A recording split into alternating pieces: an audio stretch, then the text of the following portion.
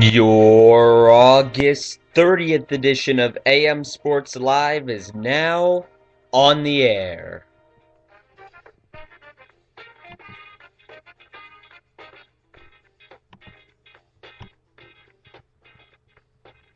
Hello there, everybody, and welcome to AM Sports Live. I am your host, Andrew Goldstein. Matt Markow is on vacation, I believe, still on his West Coast college trip. He will be back on Tuesday to kick off the NFL season with us here on AM Sports Live. We have a two-parter actually coming for you next week. Tuesday, we'll be doing our NFL Wins Pool Draft live on air, and Friday we will be picking our first week of games. At least that's how we're planning things. But today I am doing the show solo.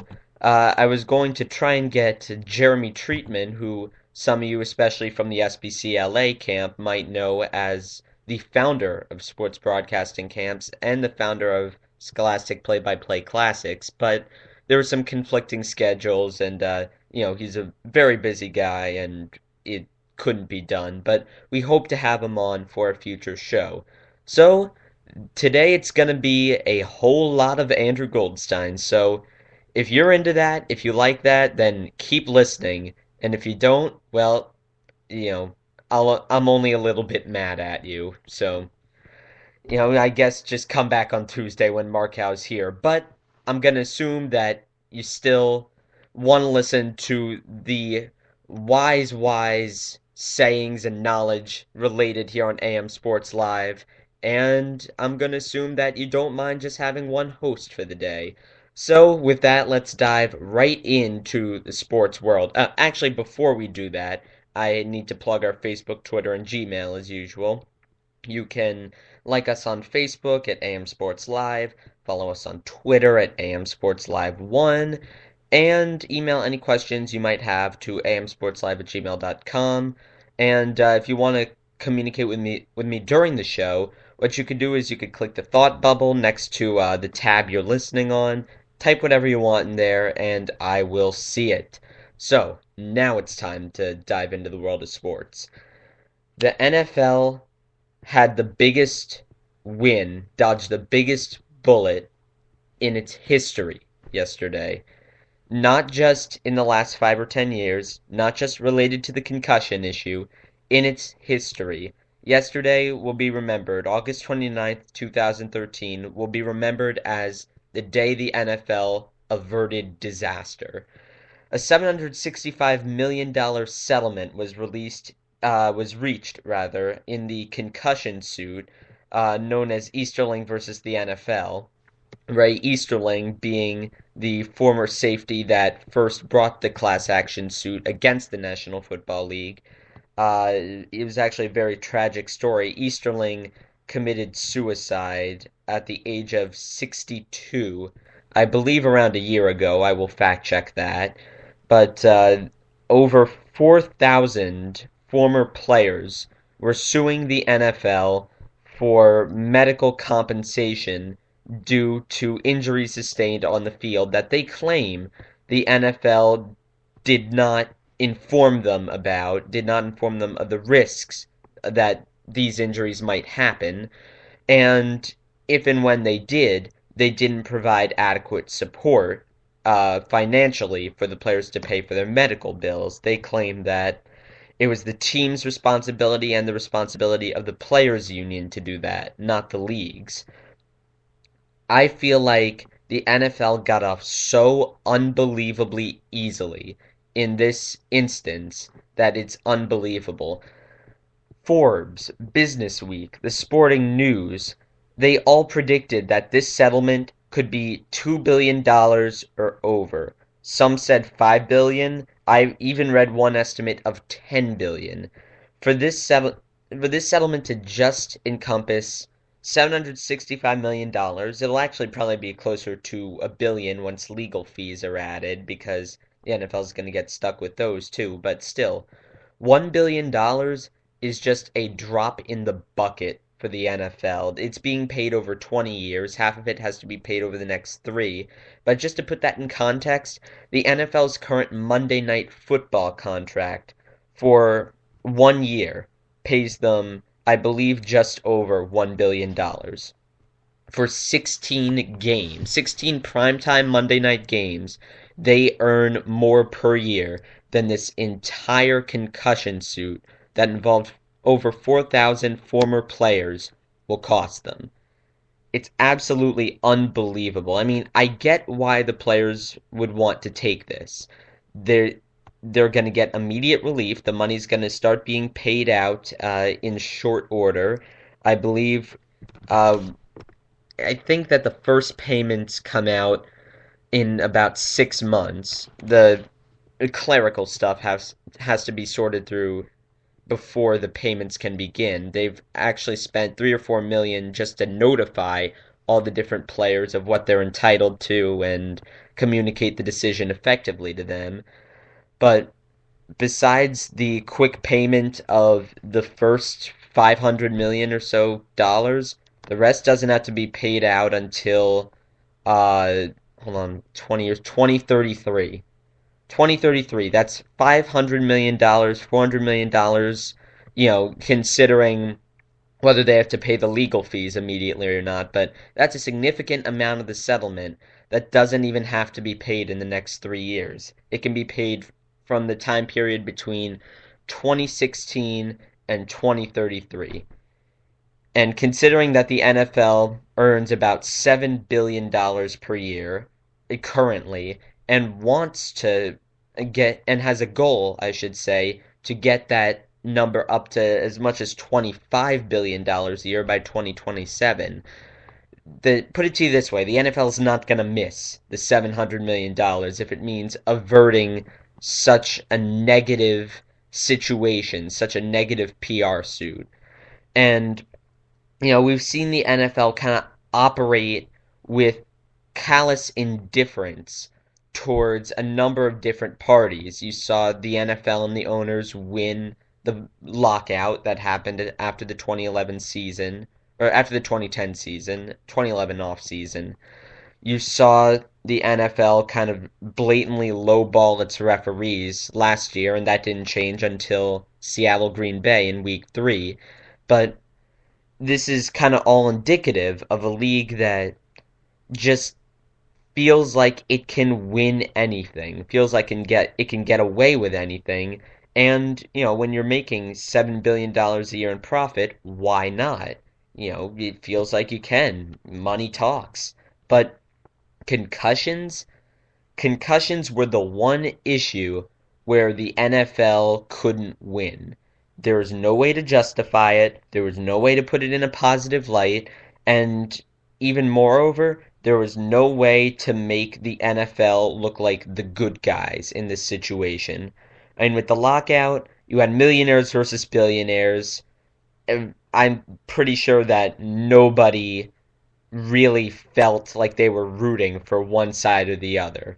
In fact, it would be at some point in that thing, I just felt like it'd be wonderful if both sides could lose and we could just get back to playing football. The refs, it was a very difficult situation. Obviously, the league acted with some level of arrogance there, but that was over after 3 weeks. They paid the refs, the regular guys got back, and the issue was resolved. Concussions were an unresolvable issue with more and more information coming out about it, and with each new study making the NFL look worse and worse. Every victim of brain injuries from the NFL, like guys like Mike Webster, the Steelers center, who is suffering from dementia, guys like Dave Duerson, the Chicago Bears, who committed suicide. Every single story was making the NFL look worse and worse, and they had some leverage there. They had a case that could bring down the National Football League, and I feel like in this situation, whether it was out of necessity or just a desire to get this resolved, they really just chose to forego that leverage. And not just in this case either. I feel like forever, because now a precedent has been set. Now you have a large amount of retired players suing the league and settling through mediation. So now, when the next group of retired players comes and sues the league, which you're already starting to see with guys like Clinton Portis, who represent the last generation of players that played in an unconcussion savvy league, or a league that wasn't savvy about concussions is probably a better way to put it. You have those guys who are going to sue the league next, and now there's a precedent. They can move immediately towards mediation. The NFL can put up a bunch of different hurdles towards litigation, and ultimately, I feel like this was just a very, very good opportunity for a large settlement for former players that kind of fell by the wayside. And this is probably the best scenario that could have happened for the NFL because now they don't have to reveal what they knew and when they knew it. They don't have to testify about, why a rheumatologist was leading the committee for mild traumatic brain injuries. Well, first of all, mild traumatic brain injuries is kind of an oxymoron in of itself. Any traumatic brain injury is anything but mild, but they don't have to testify about Elliot Pellman, the guy who was allegedly sweeping some concussion findings under the rug.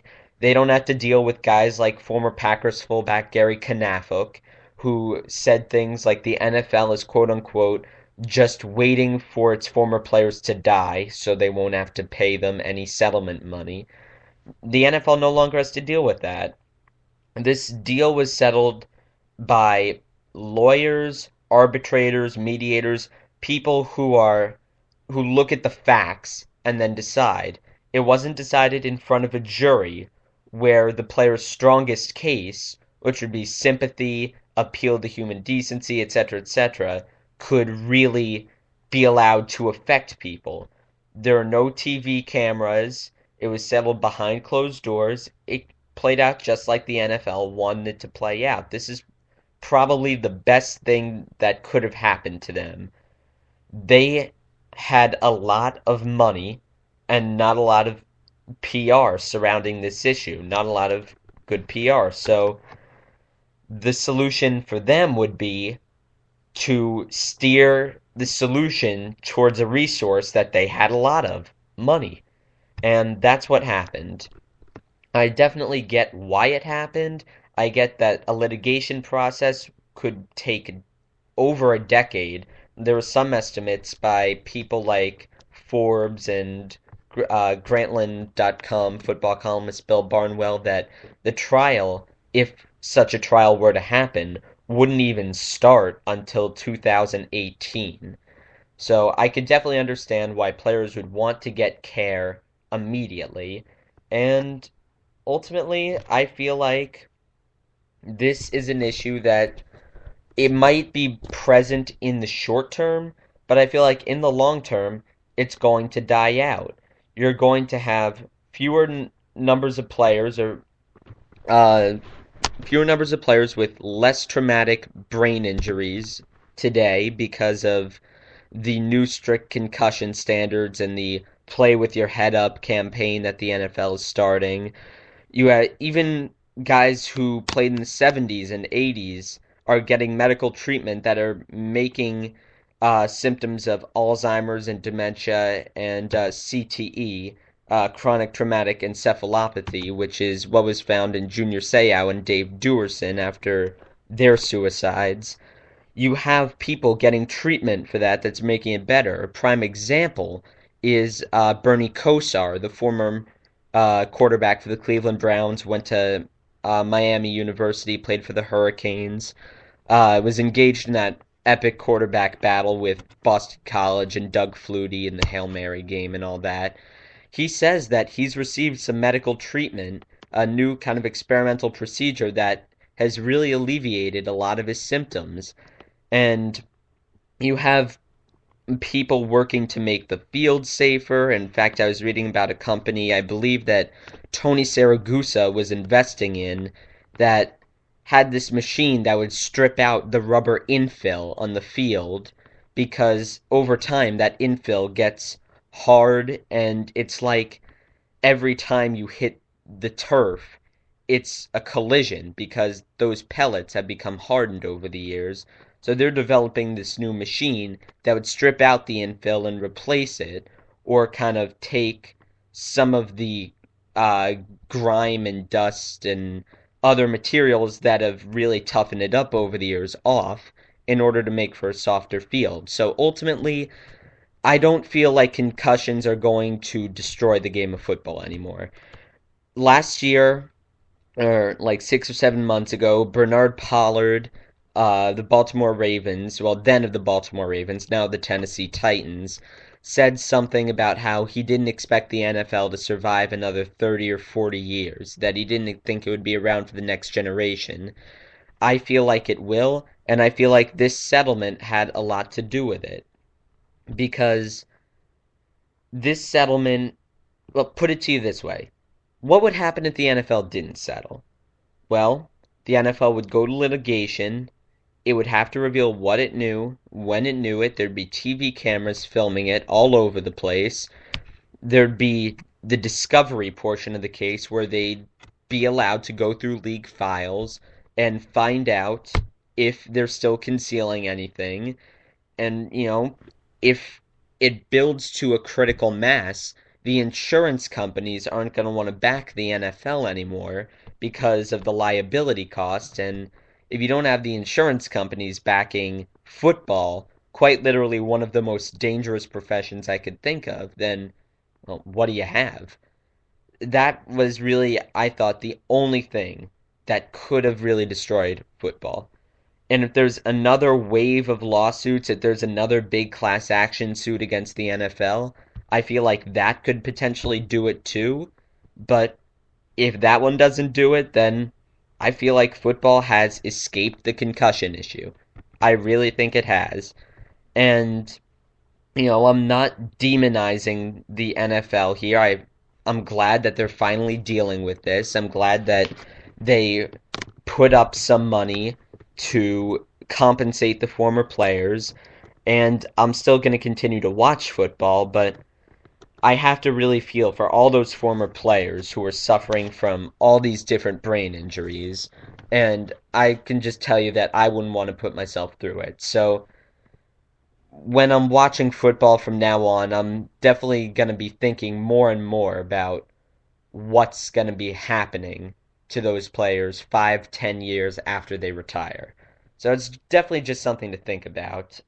Before we get off this topic, I have to mention that the settlement isn't necessarily final yet. It has to be submitted to Anita Brody in Philadelphia, the judge who is overseeing this case, to for her final approval, for her to sign off on it, but she is expected to do so. And players can, of course, opt out of the settlement and seek to retry the case and get a different settlement or get the NFL to admit liability. Which, by the way, and this is one very important thing that I forgot to mention about this case, it specifically says in the terms of the settlement that this is not an admission of guilt by the NFL.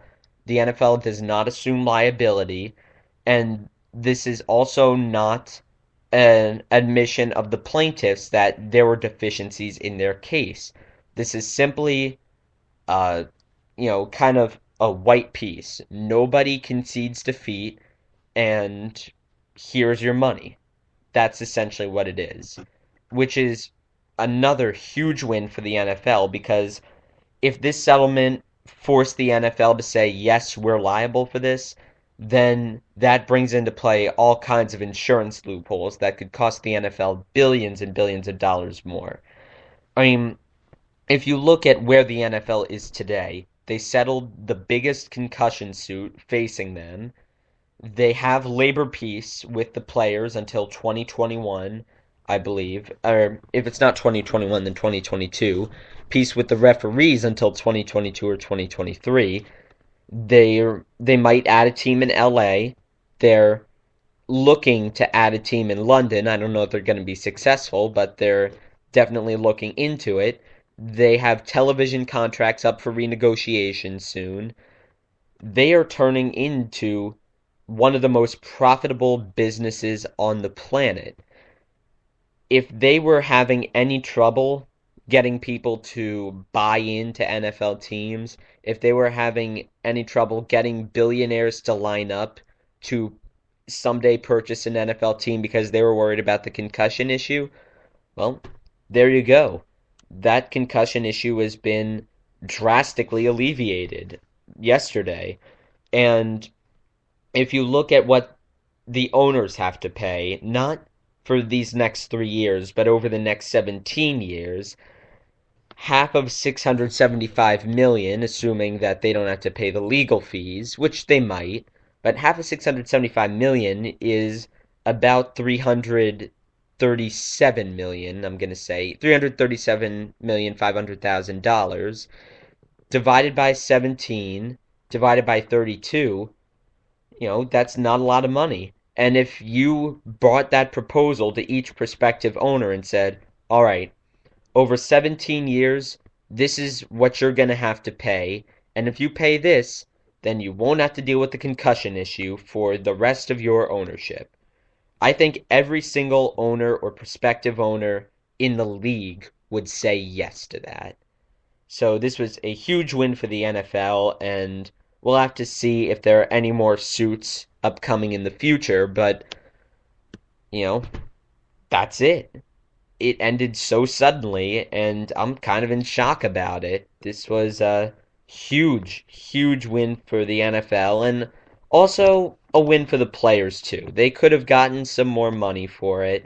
They could have litigated, but now players who need care immediately are going to start receiving it. And the players seem to be, on the whole, happy about it. The head of the NFLPA, Kevin Mawae, isn't. Kevin Mawae is a former Jets center. He made 7 or 8 Pro Bowls, and he's one of the few who isn't happy about it because the NFL wouldn't admit their guilt. But guys like Jim McMahon and a lot of other players involved in the suit say they're satisfied. So it looks like the issue for the moment is behind us, and the NFL is breathing a huge sigh of relief. So we are going to continue on to another topic because college football started yesterday. And I could not be happier about this. I love college football. I watch it every Saturday when it's on, or, all that I can. And unfortunately, I wasn't able to catch last night's game between South Carolina and North Carolina because I was doing some work for AP Statistics over the summer. And by the way, AP Statistics summer work is probably one of the 10 worst things that this world has ever seen, but that's another topic for another time. But yeah, so long story short, missed South Carolina versus North Carolina, but made sure to catch some of the replays and highlights and breakdowns afterwards. And Jadeveon Clowney, the star defensive end for South Carolina, projected #1 pick in this year's NFL draft, had only 3 tackles, no sacks, and he had to come off the field for a couple of plays here and there because he looked very, very tired. And I feel like North Carolina really played him very, very well. They ran a lot of short passes, a lot of run plays, made a conscious effort to run away from him, which, is still him affecting the game, but it's better than him racking up double-digit tackles and 3 sacks, I suppose. And most importantly, they hurried the pace of their offense. There were some reports that Jadeveon Clowney had a stomach virus the day before. That's what he says, anyways. So that could have played a role in his performance. But I feel like North Carolina really found out the formula to handle Jadeveon Clowney, which is make the pace as fast as you possibly can. Just get right back up to the line and snap it. Just wear him down, make him run around a lot, and eventually he'll stop being as much of a factor as he would be otherwise. And they're very smart to do that. Obviously, they still lost. I believe the score was 27-10. I'm actually going to look that up right now, and it's very unprofessional of me that I don't know this, but hey, I never claimed to be a professional anyways. 27 to 10. There you go. For a second there, I thought it was 27 to 17. I'm like, wow, that's really sad if I'm messing up scores from like a day ago. But I'm not. It was 27 to 10, and one thing that I noticed besides Jadeveon Clowney and besides how North Carolina chose to handle him is the South Carolina offensive line. They are just beasts up front. There's not a single starter under 310 pounds on that offensive line. The SEC has really grown into the dominant conference in the NCAA on the offensive and defensive lines. I mean, if you look at the kind of players that they've been recruiting and the kind of players that they've sent to the NFL, you'll notice that a lot of them aren't star wide receivers. The majority of them aren't. They're not necessarily quarterbacks either. They're offensive linemen and they're defensive linemen. That's why they're able to be successful. They're winning games on the offensive and defensive lines, and they're just bullying teams that can't recruit people who are as big or as athletic. So, there have been a lot of examples in recent years of guys like Chance Warmack at Alabama who is just matching up week after week against people who are 30 or 40 pounds lighter than he is and just pounding him into submission. And that's what the South Carolina offensive line did last night. Mike Davis, the freshman running back for South Carolina, who took the place of Marcus Lattimore, who suffered a terrible, terrible injury last year. He is in the NFL now and hopes to be able to play next year. Yeah, but Mike Davis, he's the fill-in for that guy, and he had holes open up for him all night. He was able to cut it back. He was able to kind of plow ahead for 3 or 4 yards before any North Carolina defender touched him on some plays. And obviously, he had that big 75-yard touchdown run last night that really just kind of put the dagger in North Carolina. So, obviously, I feel like the SEC is the conference to watch again. I feel like South Carolina is more than Jadeveon Clowney, and they proved that last night. And I feel like the rest of college football has a long way to go before they even start to approach the level of play seen in the SEC. And while we're on the subject of the SEC, Johnny Manziel's playing Saturday. I don't know if you heard, but apparently, if you host a sports talk radio program or you're on the air with SportsCenter and you don't bring up Johnny Manziel on your show today, then you get your show taken away. Like I heard from ESPN, I heard from College Football, it's kind of an ultimatum, an unwritten rule, if you will. If you don't talk about Johnny Manziel, we take your show away. And I wouldn't want that because I like doing this show. I like just hanging out in my bed and broadcasting for the listening pleasure of total strangers. So let's talk about Johnny Manziel because I do have a few things to say, as I'm sure everybody does at this point. If you hadn't heard, Johnny Manziel was suspended by the NCAA for, drumroll please, the first half of Texas A&M's opener against Rice. The first half. Now, Texas A&M, SEC powerhouse, Rice, great school, place that I would want to go to for college, not necessarily known as a football place.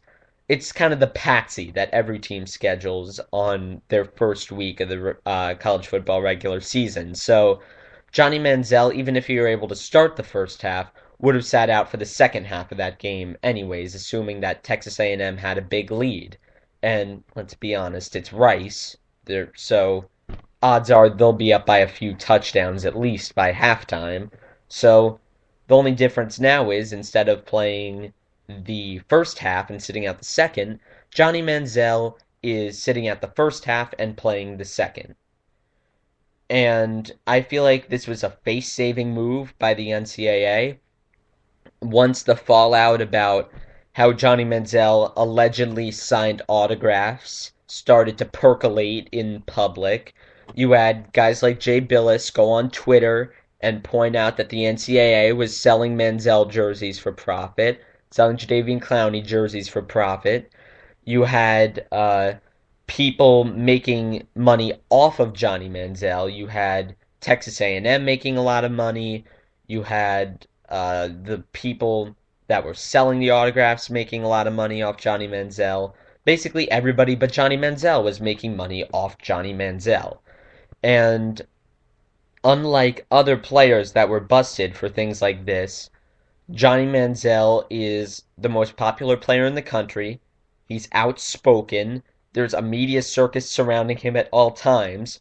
And this took place in the Twitter era. This whole should the NCAA be involved in selling jerseys and using its student athletes for profit deal, this all would have exploded back in the 1990s with the Fab Five in Michigan, but there was no Twitter back then. There was no 24-hour social networking, so you didn't have thousands and thousands of people saying, wait a second, something isn't right here every minute of the day. And now you have that. And I feel like the NCAA was just caught with their hand in the cookie jar on this one, and that's why the suspension happened. This was a face-saving move by them, because you can bet that if the NCAA gave a really, really harsh suspension, like 5 games, 6 games, something like that, everybody would have been all over them. It would not have ended well. And by the way, I ought to mention this, but nobody really respects the punishments that the NCAA gives anymore. Otherwise, people would stop breaking the rules. Because, let's look at some of the penalties that the NCAA frequently gives. The vacation of wins, like by USC in the scandal with Reggie Bush.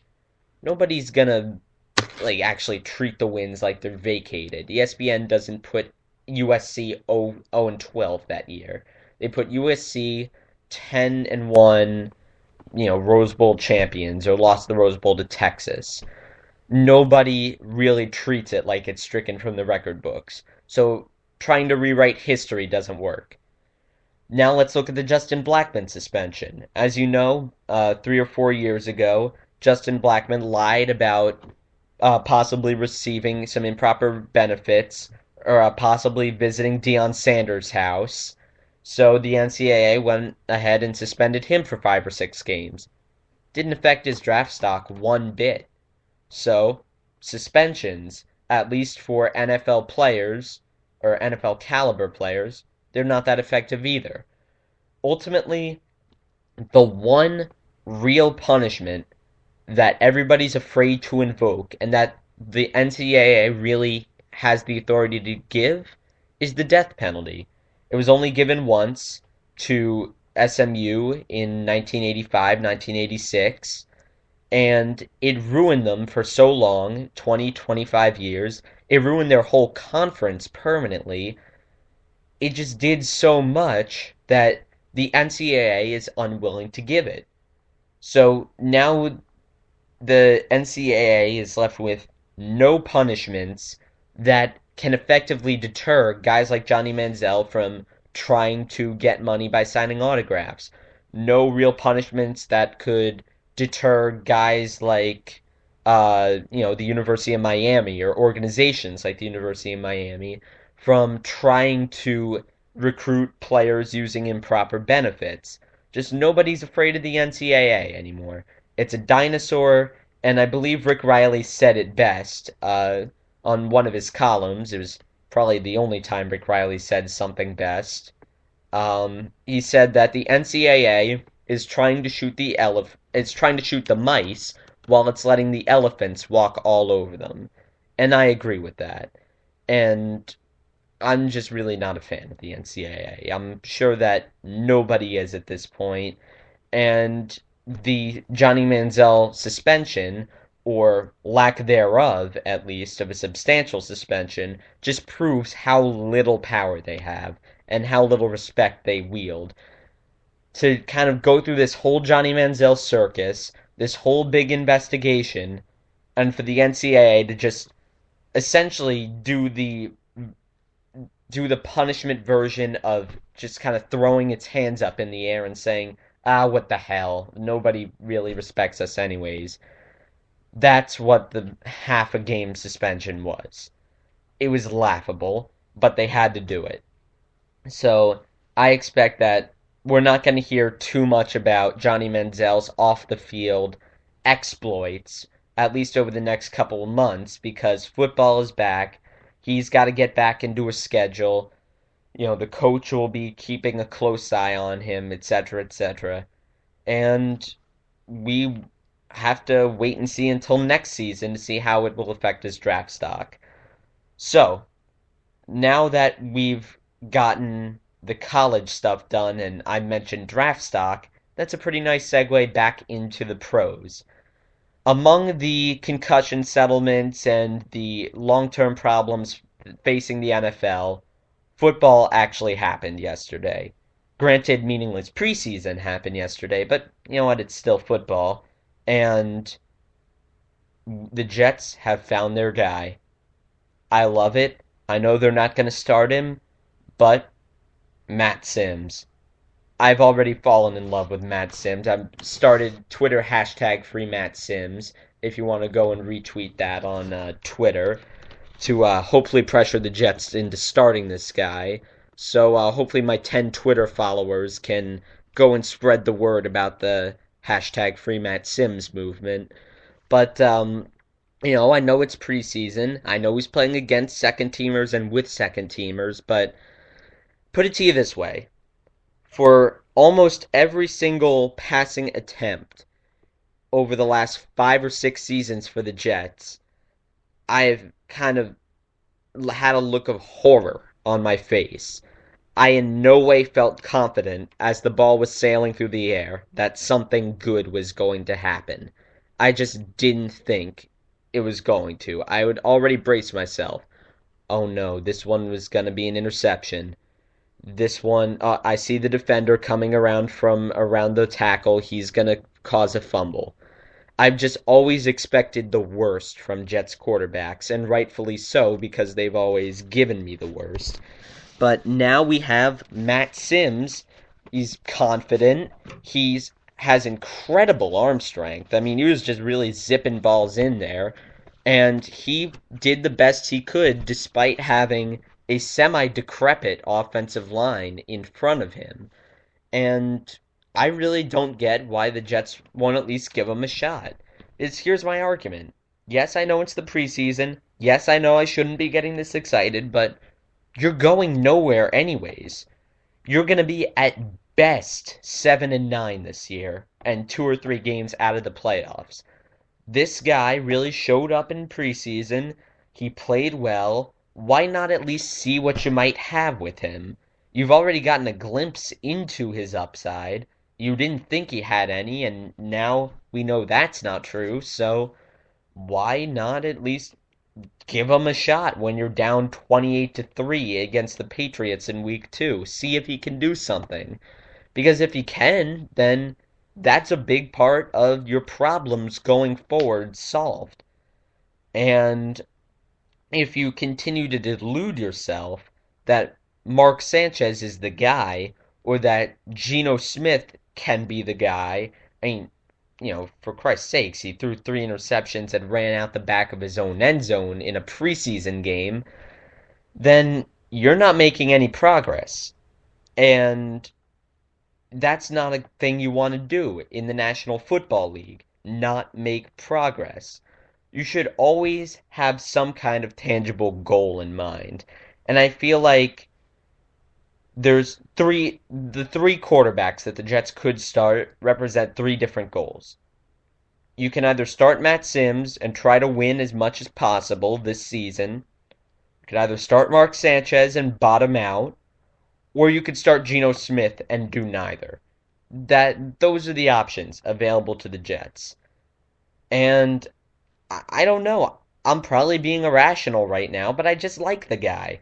He's he had a lot of moxie. He threw very, very assertively. Like he didn't stare down his receivers. He never at any point looked like he didn't know what he was doing.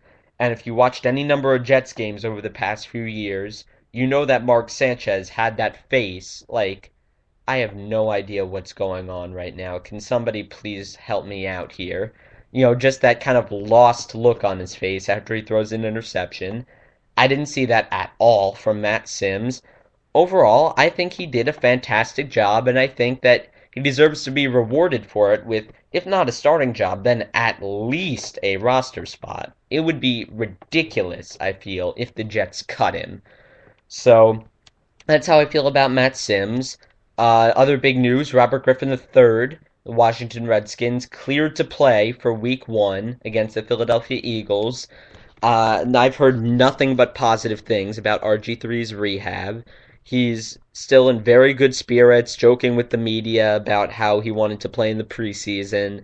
He's running and cutting very, very well on his injured knee. At least I think that's where the ACL is. And if any doctors out there listening to this show want to correct me on it, feel free. And just like last week, I can imagine some sports medicine major in college listening to this show and hearing me butcher every single injury related piece of information I get and just smashing his or her head against the table. Just know that I've been there before. I feel you there. But yeah, back to RG3. I don't know how I keep getting off on these tangents. RG3 still cutting very well, running at full speed, really taking an active role in contact drills. I've heard nothing but good things about him. So I'm looking forward to seeing him back. The game is just a lot more exciting when he's playing. But put it to you this way. He passes the multiple TV test, where if you're watching multiple games on multiple TVs, let's say you have 4 or 5 or 6 or however many TVs in front of you, all showing different games, your eyes are going to gravitate towards the Redskins game when RG3 is coming onto the field. Same thing with a guy like Cam Newton, same thing with the Patriots and Tom Brady or Adrian Peterson or just any exciting athlete. When there's a guy who just really transcends everybody else, you're going to make a special effort to focus in on him. And I feel like RG3 passes that test. Every time when I'm watching the Sunday Ticket and nothing else is going on, like nobody's in scoring position, I'm on the Redskins game seeing if RG3 is doing anything. And to have accomplished that by your second year in the league is really something. So, kudos to RG3 for getting back this quickly. Hopefully, his recovery from the ACL injury takes a similar course to Adrian Peterson's, where it comes back bigger and better than ever. And, I'm just really excited for this season. I hope you could tell that. But, let's see, other NFL related news. Oh, I actually heard Adrian Peterson say that he was gunning for 2,500 yards this season. He had just over 2,100, or just short of 2,100, I forget which, last season, and he says he can do 2,500 this year, or at least he's going to aim for it. I don't quite think that's realistic. I had Barry Sanders on SportsCenter the other day, and he discussed that. He said, if your running back is running for 2,500 yards, if he's getting enough attempts where he can do that, that's showing a gross misbalance or unbalance or imbalance in your play calling priorities. You shouldn't be running the ball that much. You shouldn't be giving your running back 30 carries per game in this day and age. And you know what? I agree with that. I wouldn't want to see Adrian Peterson run for 2,500 yards because the probability is after he runs for 2,500 yards, after he gets what I can only assume would be like 400 carries, he'd need to do that, he's going to drop off next season. He's just going to fall off a cliff from a production standpoint. We've seen it with just about every other running back who has over 370 carries. Actually, I think it has a name, the Curse of 370. I'm actually going to look that up. I think Football Outsiders came up with that. So, and I think 370 is the number. So, cursive 370 carries. Cursive 370. There you go. It happened to Michael Turner in 2008, and it would happen to AP if he's rushing for more than 2,500 yards. So, ultimately, I'd rather see AP achieve longevity than one amazing season. I'd rather he rushed for 1,500 or 2,000 yards in 3 or 4 straight seasons rather than 2,500 for this one. So, and I don't think I'm alone in wishing for that.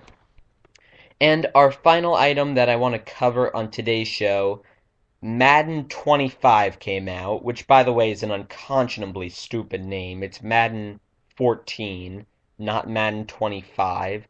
I have no idea what they're going to call the 2025 edition of Madden.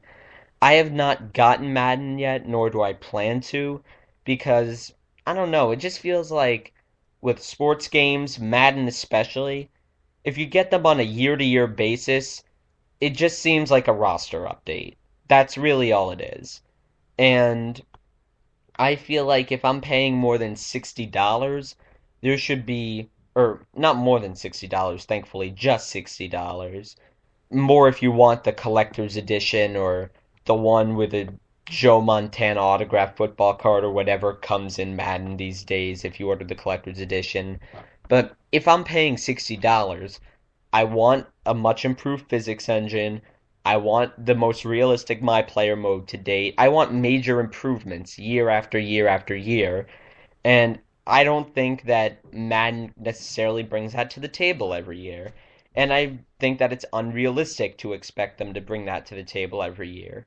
So, what I do with sports games is I order them usually once every 3 years, once every two if it's one that I found myself playing on a very regular basis, because I feel like if I get them every single year, all it is a roster update and that really doesn't merit the $60 price. I don't think, anyways.